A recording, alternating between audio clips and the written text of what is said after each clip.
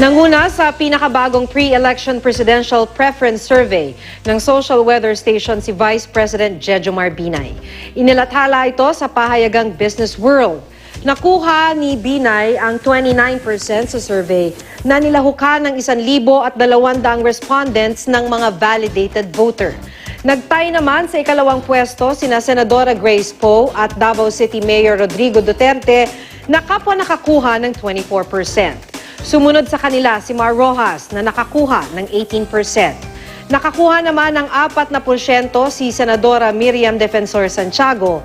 Sa pagka-vice-presidente naman, tay sina Senador Bongbong Marcos at Senador Cheese Escudero sa unang pwesto na kapwa nakakuha ng 26%. Nasa ikatlong pwesto si Congresswoman Leni Robredo sa 19% na sinundan ni Senador Alan Peter Cayetano na may 16%.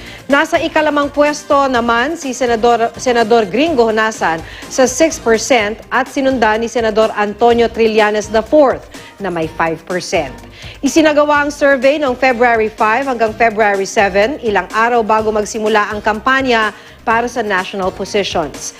Binigyan ng mga respondent ng listahan ng mga kandidato at tinanong na kung sa mga petsang yun gagawin ng eleksyon, sino ang kanilang iboboto. Ayon sa SWS, walang nagkomisyon sa survey na may plus-minus 3% na margin of error.